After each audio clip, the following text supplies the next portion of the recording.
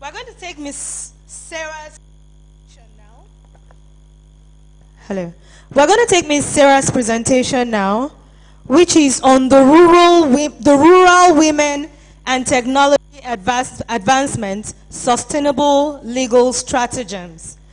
Now, I had apologized earlier for damaging the surname, so I tried to practice a bit. I think it's Mhamilawa. Did I get that right, ma'am? Okay. Forgive me again.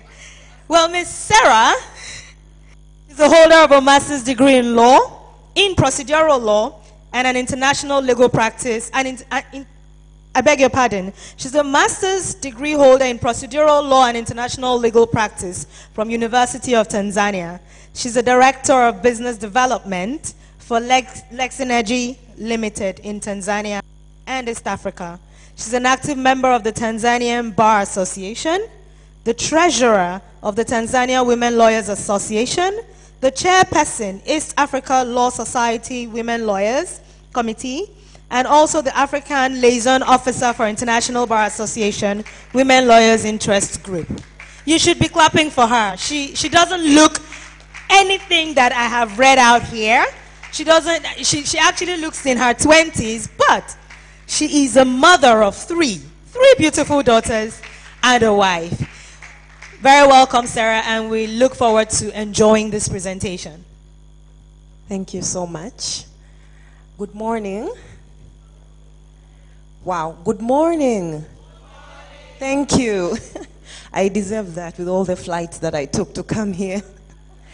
I have been, I am very much humbled, as always, to be amongst very senior members of bar associations of different countries, and in this case, Nigeria. I have been very privileged. I was called to the bar only 8.5 years ago.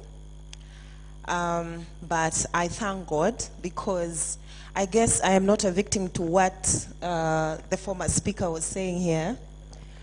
I have tried to claim my space. I have tried to understand that nothing comes on a silver platter. Sometimes you have to wake up and stand. And therefore, I give a lot of credit to all the seemingly young lawyers like myself who are here. Please clap for yourselves. And I put a challenge to all the senior women lawyers that are here, founders of AWLA, to mentor another young lawyer, well, 10 years and below in practice is really young, to come on board and participate, because this is how you get empowered. This is how you get, mentored. This is how, if I didn't take the initiative to say I'm going to go to AWLA and I'm going to go to Lagos, I wouldn't have had this wonderful, empowering presentation by the former speaker. This is how there's no day someone will call you and sit down with you and say, this is what happens. Most of mentoring is very informal setting, is with the people you hang around with, is from your boss, is from your parents. You see your parents' marriage and you decide this is what it will be, or this is what it will not be. You look at your sisters, you look at your families, and you decide this is what it will be, or this is what it will not be. You look at your fellow lawyers, practitioners, you look, at different people, and you decide this is the path I will take, or this is not. So please, this is a challenge. This is an international conference. We were supposed to be filled in this room, and we were supposed to be filled in the other room, and there are supposed to be screens streaming, for people seated outside, right? So this is a challenge to every woman, young lawyer who is here. Please also bring a friend next time. Tell someone what you've learned here, the people you've met, so that, we get together and finish the marathon. Yesterday it was spoken here. This is a marathon that started in 1985. Beijing Women Conference to empower women. Why does it not get finished? We need to finish the race. Thank you. I was waiting for that. The topic is the rural woman and technological advancement, sustainable legal stratagems. Apologies for the typo there. My name and profile has been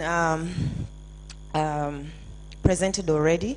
This is what the agenda will be about, small introductions, then we'll talk a bit about technological advancement, the rural woman, and the sustainable legal stratagems and conclusion. I know when we speak about technological advancement, most people think about well, technology, maybe smartphones, ICT, maybe not ICT, but telecommunications. So I had to come to my own defense so that I speak of the field that I am familiar with, the field that I've been working in for the past 8 years. I work for Lex Synergy Limited. This is a global domain name registrar and an online trademark and brand protection specialist with offices globally. The countries that I've put there, we have headquarters in United Kingdom, we have an office in United States of America and South Africa, and Australia as well. And I joined the company early this year to do business development in Tanzania and East Africa. Now, I know earlier it was said most of the things that will be said here are known, but I'm sure this is not very common. So I'll use a small example to make you understand. When you go to the internet, say you want to visit AWLA website. Behind AWLA website is a string of numerical strings of maybe 12 numbers. So AWLA IP address would be something like 1P 12 16 20 92 72 11 16. That's what you're supposed to type in to get AWLA.ng, for instance, .Nigeria. But because a human being cannot remember all these strings of numbers, internet invented what we call a domain name. A domain name is the name that you remember, just like a phone book. We exchange business cards, and you immediately save the number, and you save it Sarah, Tanzania, because it's easier for you to remember Sarah, Tanzania, than to remember +255 767 401 331. So behind the IP address, the numbers I told you about, is a domain name, which is easier to remember for a human being, hence called a domain name. Now, how do you get a domain name like AWLA.ng? You have to register it through someone called an accredited registrar. This person will be accredited by the Nigeria Network Information Center. You have that. You'll find out, you know, after this, because it's empowering. It's meant to empower you. And so worldwide, there are people who can register these domain names all over the world. The ones which have a .com string, the ones which have a .org string, the ones which have every country code. For example, if you want to register AWLA Tanzania, you'd have to register awla.co or awla.or.tz. How do you register that? You look for someone called an accredited registrar. Hence, our company, we are accredited worldwide to register these domain names. Why are lawyers doing this? My boss, who is a Jewish man residing in the United Kingdom, was a former trademark lawyer. He worked for a law firm more than 20 years, and he was helping the intellectual property department to help business owner and brand owners to protect their brands on internet, because the world is going online. So you cannot just, like people who are selling their merchants outside, there will come a time when you just sit at home and go into a website. It is already happening in the West. And you look up these ladies selling these things, and you just order, like you can do it on Jumia, and they're delivered at home. So if you are a big brand like Coca-Cola, we had Coca-Cola for drinks last night, you cannot afford not to have a website and a domain name, because someone else will go online and register Coca-Cola.ng, and they are not Coca-Cola. So I was simply trying to share what this is all about. I hope it's not too confusing. It's a relatively new area for most lawyers. But that is what we do. We help brands internationally and locally protect their marks online. So this topic of technological advancement for me will focus on internet and digital development in Africa. So about technological development, overall, it is said that mobile money transactions account for around 50% of GDP in Kenya and Tanzania. All of this data is from a report of 2016 by an organization called Delivering Internet for Africa, and this research was commissioned by International Corporation for Assigned Name and Numbers, ICANN. I'll talk about it later. And then smartphone apps. You know, we have these different applications on our smartphones. There's even a smartphone app that can help girls track their menstrual cycles so that they know which ones are their safe days, which ones are, you know, the dangerous days, when to protect themselves. Smartphone apps, there's that much technology happening. And then there's e-commerce services, what I was saying earlier. Jumia. I didn't know Jumia originated from Nigeria, but I do a lot of online shopping in Tanzania with Jumia. You know, I order all the cheap earrings and stuff.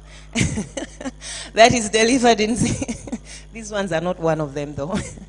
But, you know, e-commerce. You can buy anything online. You can order anything, for example, from Alibaba website. You can order anything you want from China, and it will be delivered by your doorstep. That is happening in the West, but in Africa, of course, we are still reluctant. Some of the people still use people to order things, but you can actually do it online. And then there's something called the Internet of Things. This is a deep, deep topic, but I'm sure you're all aware of how internet is being used to do a lot of things. There's something called 3D printing. The bags that we are given here for the conference can actually be printed on a printer somewhere in Korea or China. You know, people can print a Coca-Cola bottle without the drink and just fill it. That is how much internet has evolved and how much technology has evolved. Yes, you can print literally anything you can print shoes, actually. I would like you to go online and search for this information, because knowledge is power, and we want a woman to be empowered. And I don't want to talk about the smartphones and what they do. You know, we gave my father an iPhone for his birthday, and it became a disaster because now he wants to pair his phone with our phones. And this other day I was at home and he said, we were not sure about the whereabouts of my brother. My younger brother is a medical doctor doing his PhD in Stockholm. So he said, he's been quiet, let's check where he is. And then went into his smartphone. I was not even aware of that application. And said, here he is. This is his dormitory, so he must be in the dorm. We had a 3D view on Google Maps, and it showed where the phone was. And then he, you know, sometimes later the phone was broken, and my sister took it to mend it. And I had been to my sister's place. My sister lives in Michigan. And she said, because I've been there, and he said, let me check where she's put my phone. And he showed me the map, and I could see, because I've been there, that I told Dad, this is the parking lot. And so we called my sister, and she said, I left the phone in the car. So we could literally, you know, we could locate, you know, everyone and where they are. And this is just one example of what a smartphone can do. And these are all technological advancement, but of course I'll focus on the digital Africa. Now, let's talk about internet penetration. Internet penetration basically is how many people are using internet and how much of the population is actually accessing and using internet. Now, according to the Delivery Internet of All Africa 2016, the report I'm talking about, since 2000, there are 5 major countries of Africa: Nigeria, Egypt, Kenya, South Africa, and Morocco. Congratulations, Nigeria is one of the biggest. 30% growth. That means every year from year 2000, this is 2018, there is 30% penetration of internet into the interior of these big 5 countries. So I'm bad at mathematics, as always, as the usual for lawyers. I don't know if it's usual or not, but it's usual in Tanzania. You know, lawyer and math. So by now, we should be talking about 60% or something of internet penetration into these big countries. And then the overall global average for internet penetration was around 50. So if we are going to about 60, this means that our future, the future of Africa in general, is the development is highly dependent on internet. That whether we like it or not, our economy will be arrested with the use of internet. Everything will be dependent on the use of internet. So the future of Africa is digital. This is where we're going, whether we like it or not. Now, after we've already streamlined what technological advancement we are looking at, the future digital Africa, let's look at the rural woman. Why rural woman? That's what I'm trying to establish here.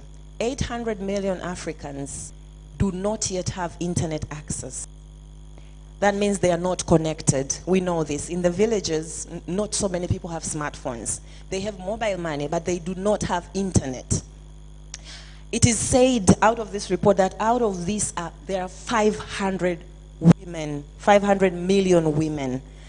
This is a disturbing fact.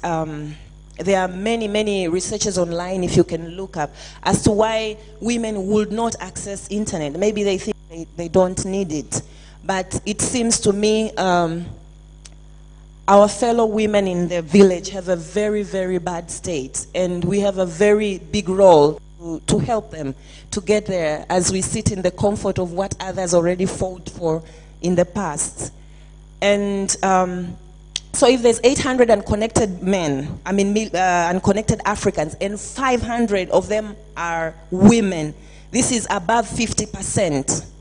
This is why, as I was doing the research, I was really impressed at the person who created this theme, because they said the rural woman. They like hit the point they hit the nail on the head. Like there's 500 million women who are living in the village, who are living in Africa and in villages that cannot access internet. And why is it like that? Because maybe of infrastructure, maybe they don't know how to connect to the internet, or maybe they cannot afford to access the internet. That means they do not have the economic power to do it. Now, why are these rural women missing this opportunity? I already talked about it. The issue of skills. If you take a smartphone to your grandmother in the village, they'll probably not be able to use it. But it does not mean they cannot use it. My mother is relatively old, but every time I show her something new, she's like on top of things. And next time she'll be teaching me, a new, she would have discovered something on internet, on the smartphone that I had no idea about. Maybe because she has the space, she's retired. But, I am meaning to say it's not because they are dumb. They do not have the skills. And maybe we just overlook them. It's just a grandma in the village. No, they need these skills. And then there's an issue of economic power and income increase. I don't know where to start about this, because even some of us learned lawyers here in urban, lawyers in the category of lawyers are really unstable in terms of income and economic power. So how much more so for a woman who is residing in the village?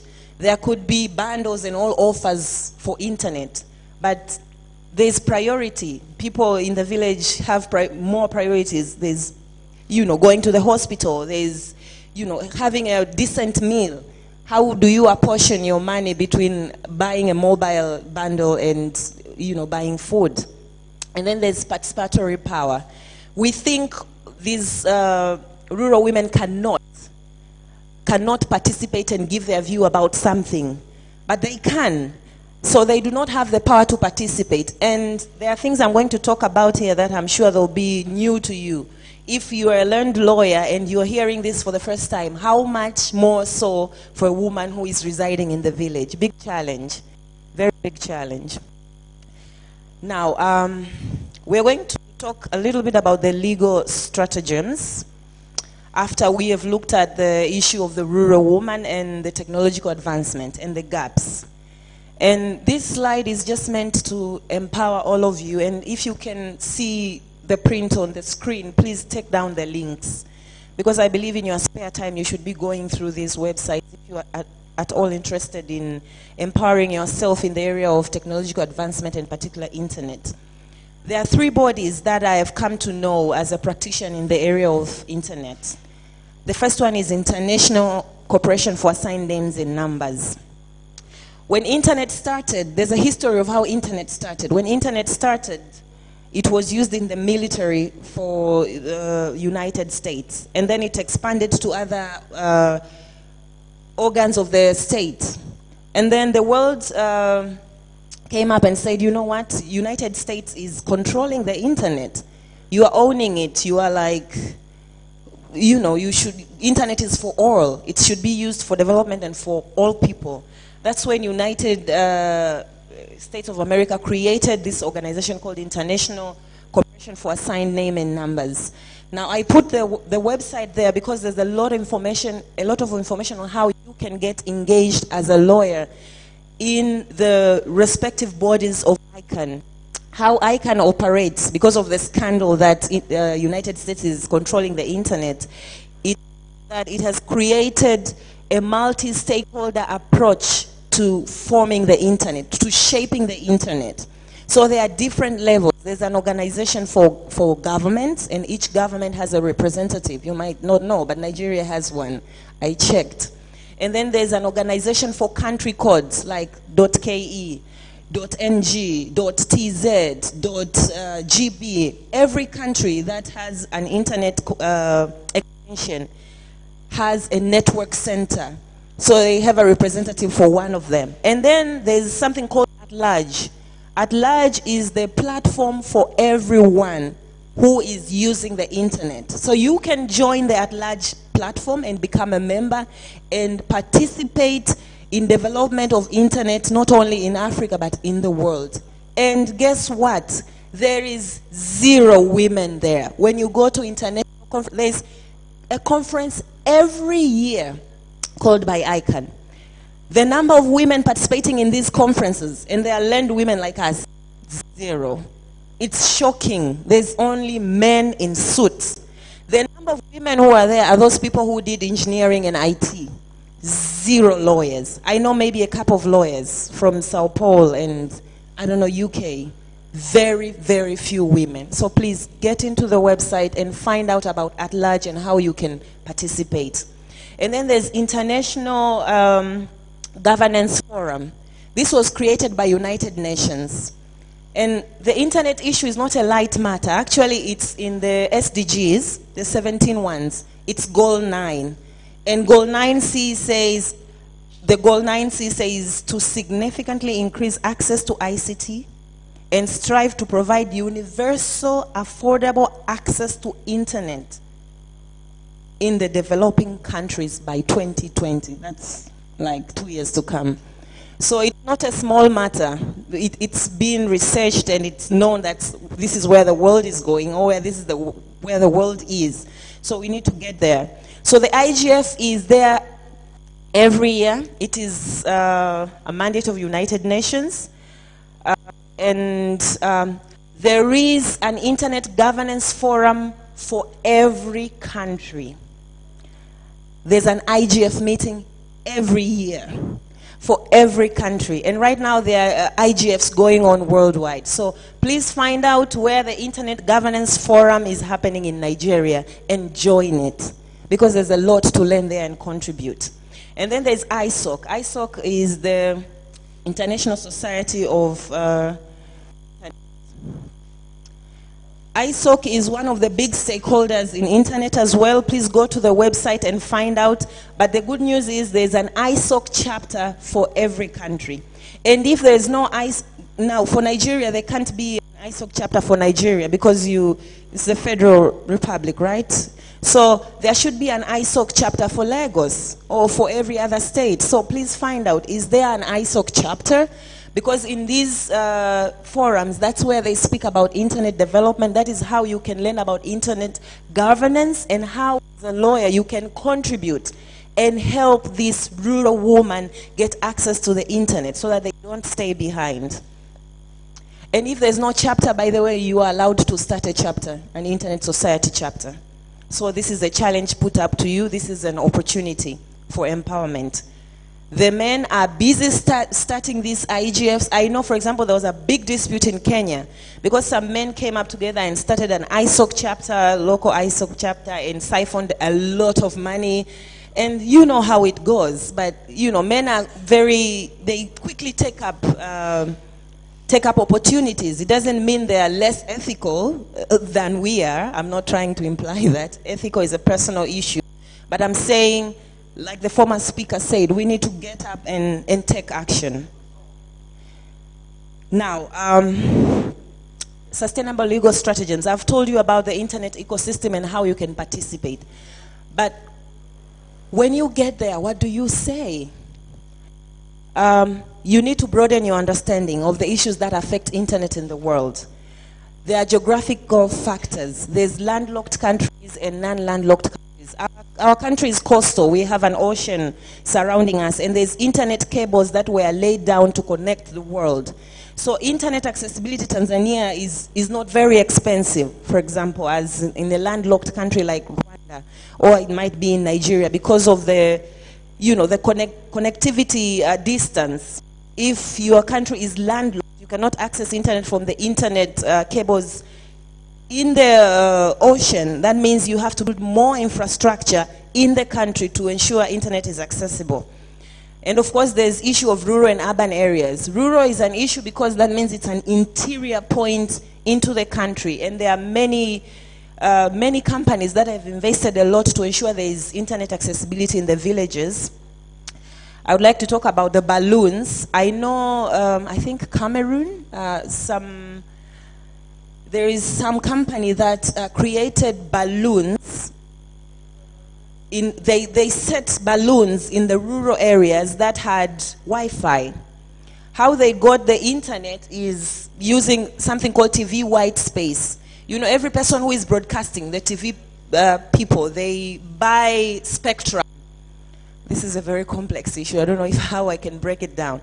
But between one spectrum, say for Nigeria TV and I don't know, maybe Lagos TV, there's usually space left there in the air that can conduct penetration of internet. So these people used balloons in the rural areas, and they used it with they connected internet. They attracted internet in the balloons so that the people can use Wi-Fi from the balloons. Just like setting something here and then people are connecting. Like if we had a password and a mobile Wi-Fi connectivity here. So in the village it gets more complicated, like satellites and drones.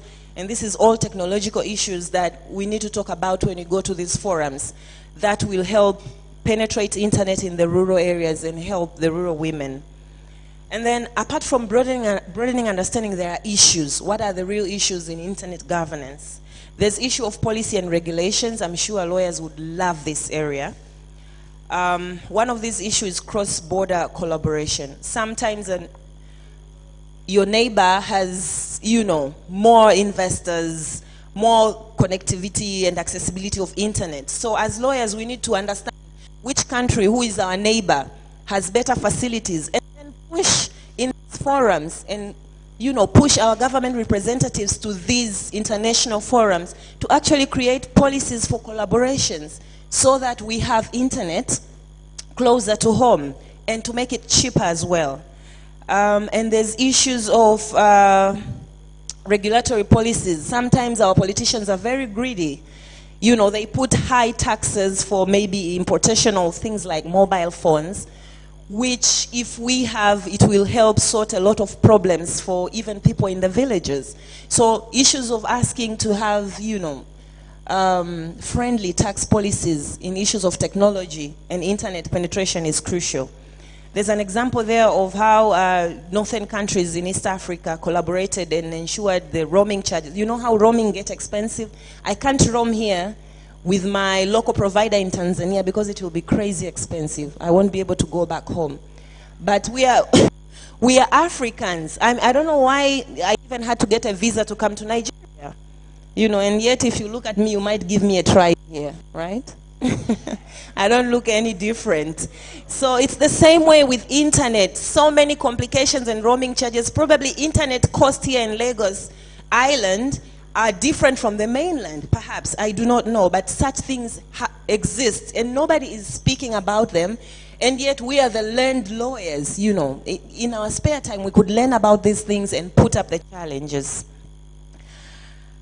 There's issue of affordability, how affordable internet is in South Africa. South Africa is boasting to be one of the, they say it's the Europe of Africa, and yet internet is crazy expensive there to buy an internet bundle for a normal civilian. It's very, very expensive. So, but nobody's saying about this, and these people are benefiting from this. Internet has become like, you can't survive without internet nowadays. And imagine when it gets expensive, people are just using us and milking us, and there's nobody saying anything about this. And there's issue of local content. I actually remember this as you talked about children who had 2 dolls in front of them and they picked the white one. When you go on internet today, most of the programs and content that is there is generated from the West and from the United States. Now, we take this internet issue as very lightly, but we need local content. We need content by Nigerians in the internet. You know, we need lawyers' programs on YouTubes, maybe, on internet, that are local, that reflect what Nigeria is all about, who is a Nigerian. And I give credit to AWLA conference organizers 2018. It's being streamed live on YouTube. So if someone clicks something about women lawyer or African women lawyer, there are these things that will come that, you know, we will be seen here. I will be here standing. Maybe I will inspire another young person, a child, an African black child, to know, oh, so you can be that, you know, that young or that old and be able to stand and say something about it. It's what we are looking at on the internet that is generated from abroad because there is no local content. Now, as lawyers, how do you push for these things of local content when you go to these forums that I've spoken about? Push for the government to give services online.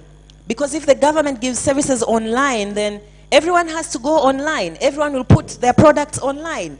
You know, you will search about maybe Ministry of Health and Social Welfare, and there will be all these reports, you know, that are Nigeria originated or African originated that talk about Nigeria. There will be content about us. If the government goes online, nobody can afford not to go online. You know, where the government goes, everybody goes. So e-government services is very important. I know Africans fight this because of corruption. It's easier when you're handling a file to, you know, tip someone so that you can get the file quickly. But it is affecting our culture. It is, you know, impairing us, like, of course, promote CCTLD registrations and content. For those of you who have law firms, don't just register saramhamilawalawfirm.com. Use .ng. That's your country code, .Nigeria. And some people say, oh, it is local, it doesn't work. That is stereotype created to make you buy .com. .com is a registry that is operated by, you know, someone sitting in California. You're making money for them. So if you think it's .Nigeria is not international enough, just put .Nigeria because you want to support, first of all, your own national registry, but to support local content. And then there's issue of skills. I don't know, in the age of internet, I saw a joke somewhere that said, respect your parents because they completed their education when there was no Google. Your parents were able to complete whatever they were doing if they went to school and completed a degree without Google. It seemed to me that, you know, education has become very easier nowadays because, you know, you can match what someone is saying by simply going in online and you'll find everything. Everything I'm saying here, you'll find online.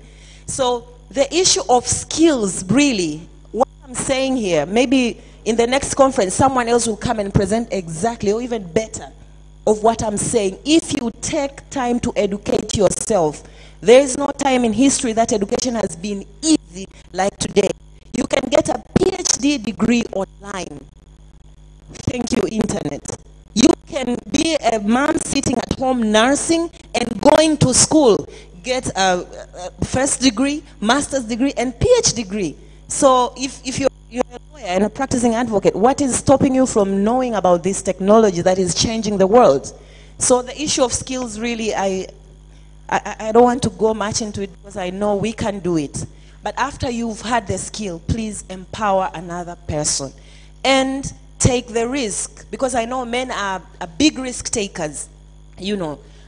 Like my boss, who left his job at a law firm, he was a partner, and started a business to sell domain names.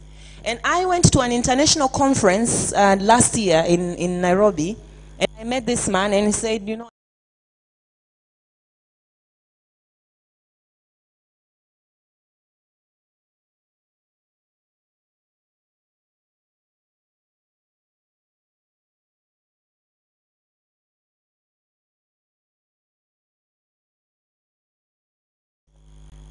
so I'm almost getting there.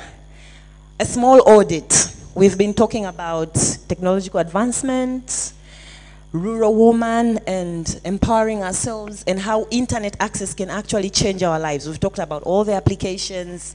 You know, we've talked about how people are doing businesses online and you know, increasing their economy. We've talked about people getting PhDs online. We've talked about people connecting on professional sites like LinkedIn, you know. So, what is the reality? There was a research done. This research title was, "Is the web really empowering women?" Are we really using internet to empower ourselves? I don't know if you can see there. But it said 90% of female internet users are on social media. Hello.